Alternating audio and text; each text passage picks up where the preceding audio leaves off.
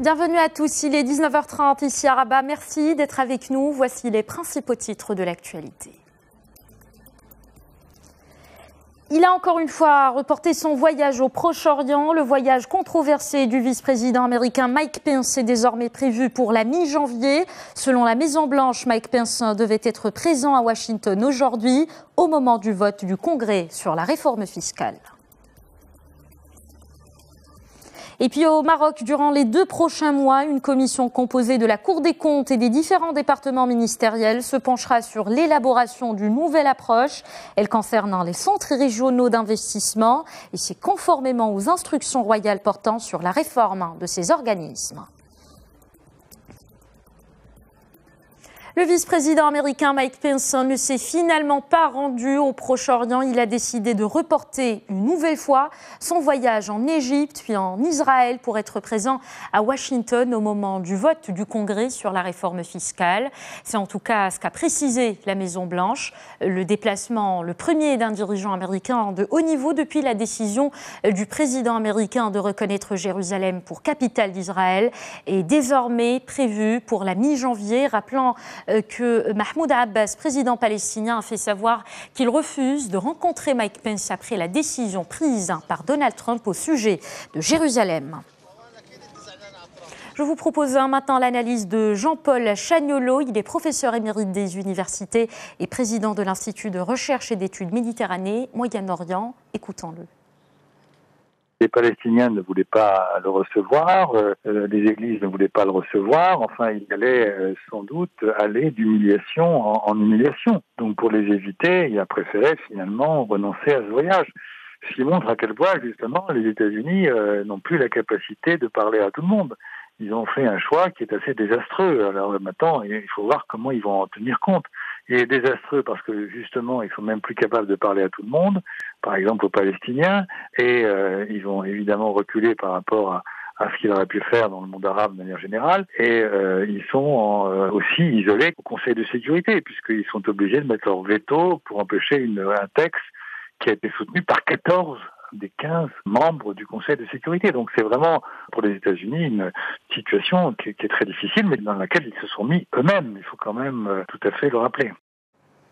Au Maroc, durant les 2 prochains mois, une commission composée de la Cour des comptes et des différents départements ministériels se penchera sur l'élaboration d'une nouvelle approche.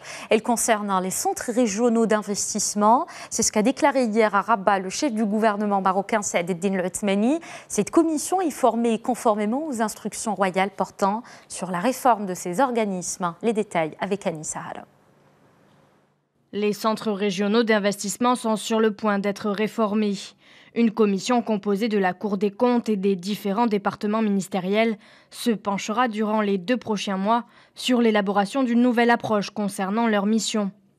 Au cours d'une réunion, le chef du gouvernement a présenté un rapport sur ces centres régionaux d'investissement. Les participants ont également discuté de la méthodologie de travail choisie pour les prochaines semaines.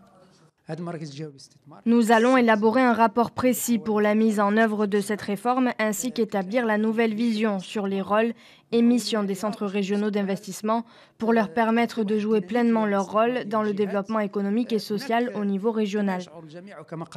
Suite à des investigations menées par la Cour des comptes concernant les missions des centres régionaux d'investissement, de nombreuses anomalies qui empêchent les centres d'accomplir correctement leurs fonctions ont été mises à jour. La lenteur administrative et la complexité des dossiers visant des projets d'investissement constituent les principales entraves qui découragent les investisseurs. Le roi Mohammed VI a donné ses instructions et demandé au chef de gouvernement d'établir, dans un délai ne dépassant pas 2 mois, une liste de propositions pour élever le niveau de ces centres régionaux d'investissement, dont le rôle est de soutenir les petites et moyennes entreprises et d'améliorer le climat des affaires régionales.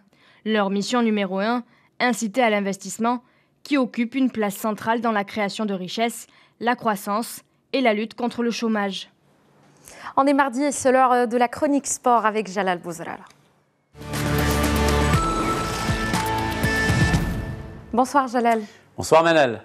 On revient au début de cette chronique avec vous sur le match du Raja de Casablanca face au Maghreb de Tétouan. C'était cet après-midi à Rabat. C'était au complexe Moulay Abdellah de Rabat, le troisième contre la Lanterne Rouge, le Maghreb de Tétouan. Et le Raja de Casablanca s'est imposé logiquement, mais avec difficulté, puisque l'équipe de Tétouan a tenu bon en première période, 0-0. Et il a fallu attendre la 54e minute de jeu pour voir le Raja ouvrir le score sur un but de Ben Halib. Anas Jebroun va égaliser pour le Maghreb de Tétouan 5 minutes plus tard, puis un doublé de Mohsin Yajour à la 73e et dans les arrêts de jeu. Mohsin Yajour, ancien joueur également du Maghreb de Tétouan, d'ailleurs il n'a pas fêté son doublé, a permis donc au Raja de Casablanca de s'imposer 3-1. C'est une victoire très importante pour le Raja qui est deuxième du classement à 2 points du leader, le Hassania d'Agadir, avec un match en moins, le derby de Casablanca face au Wydad prévu en février.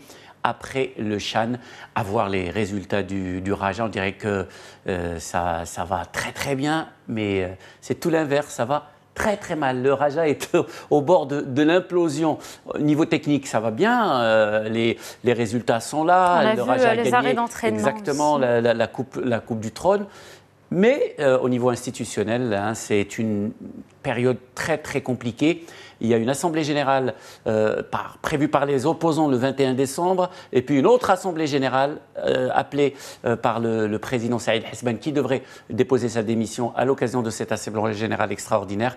C'est prévu le 8 janvier. Voilà, donc au niveau technique, ça marche bien. Au niveau institutionnel, c'est vraiment très compliqué pour le Raja. Jalal, le Raja de Casablanca s'est donc imposé aujourd'hui. Le Wydad de Casablanca a lui chuté face à l'Ittihad de Tanger. Voilà, le Wydad de Casablanca qui enregistre sa 3e défaite d'affilée. Il s'est incliné 2 fois en Coupe du Monde des clubs face à Pachuca, face aux Japonais de Urawa United.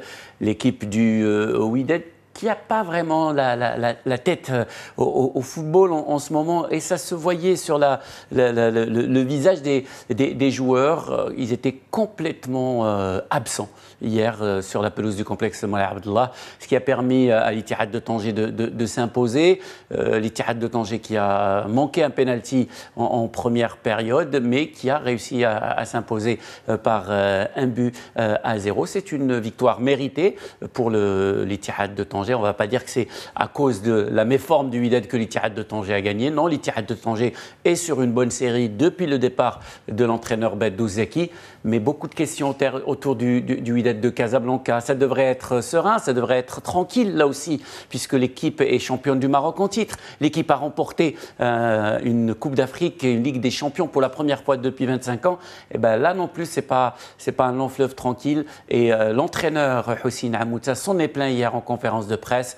Il a beaucoup critiqué certains de ses joueurs qui n'avaient plus la tête après la Coupe du Monde des clubs à jouer pour l'équipe. Chacun fait sa partition tout seul et ça s'est répercuté sur les résultats du club.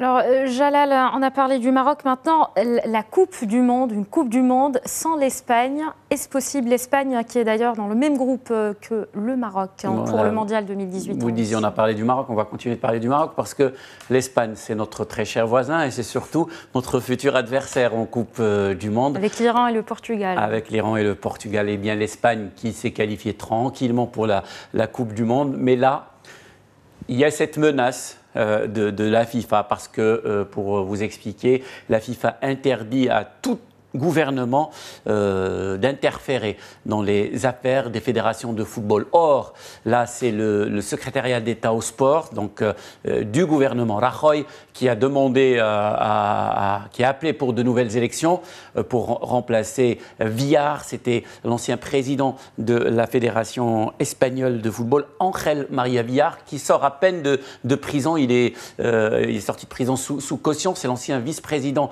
de la FIFA, ancien vice-président de l'UEFA. Il est poursuivi pour corruption caractérisée. Et voilà, lui, il est sorti de prison et il a demandé à ce que la FIFA essaie de bloquer le football espagnol, de bloquer la sélection. L'Espagne a déjà subi des menaces pareilles. C'était lors de l'Euro 2008. Finalement, l'Espagne a participé à l'Euro 2008 et a même gagné cet Euro 2008. Merci beaucoup, Jalal Bouzrala, pour ces informations. Ici prend fin ce rendez-vous d'actualité. Merci de votre attention. À suivre sur Média TV et Média TV Afrique, l'invité du jour. Très bonne suite de programme sur notre antenne.